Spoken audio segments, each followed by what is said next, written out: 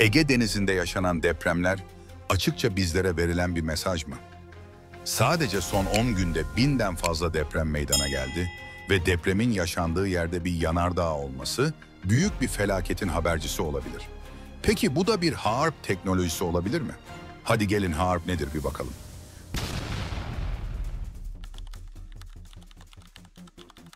Dünyada bazı teknolojiler vardır ki sıradan insanlarla basit araştırma projeleri olarak tanıtılır.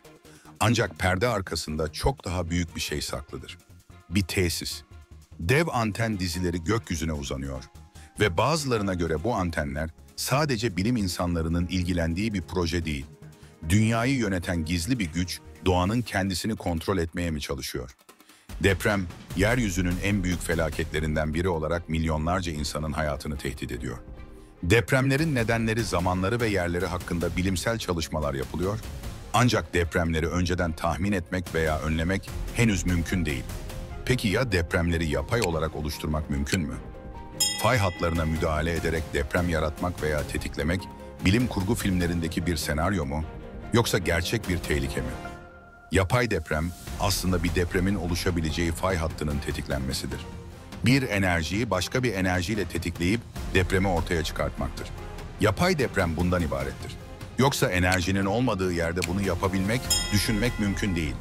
Yapay deprem oluşturmak için kullanılabilecek bazı yöntemler şunlardır. Nükleer patlamalar, nükleer silahların yer altında patlatılması, sismik dalgalar üretir ve çevredeki fay hatlarını harekete geçirebilir. Örneğin 1976 yılında Çin'in Lopnor bölgesinde yapılan bir nükleer deneme, 7,0 büyüklüğünde bir depreme neden olmuştur. Hidrolik kırılma, petrol ve doğal gaz çıkarmak için kullanılan bu yöntemde, yüksek basınçlı su ve kimyasallar yer altındaki kayaçlara enjekte edilir ve kırılmalar oluşturulur. Bu kırılmalar sismik aktiviteye yol açabilir. Örneğin 2011 yılında Oklahoma'da yaşanan 5,6 büyüklüğündeki deprem, hidrolik kırılma sonucu ortaya çıkmıştır. Jeotermal enerji, yer altındaki sıcak su ve buharı kullanarak elektrik üretmek için yapılan jeotermal sondajlar da fay hatlarını etkileyebilir. Örneğin 2006 yılında İsviçre'nin Basel kentinde başlatılan bir jeotermal proje, 3,4 büyüklüğünde bir depreme sebep olmuş ve proje durdurulmuştur. Yapay depremler hem doğal hem de insan yapımı kaynaklardan kaynaklanabilir. Ancak her iki durumda da sonuçları öngörmek ve kontrol etmek zordur. Yapay depremler şu tehlikeleri beraberinde getirebilir. Can ve mal kaybı, yapay depremler, doğal depremler gibi binaları yıkabilir, insanları yaralayabilir veya öldürebilir. Özellikle depreme hazırlıklı olmayan bölgelerde bu risk daha yüksektir.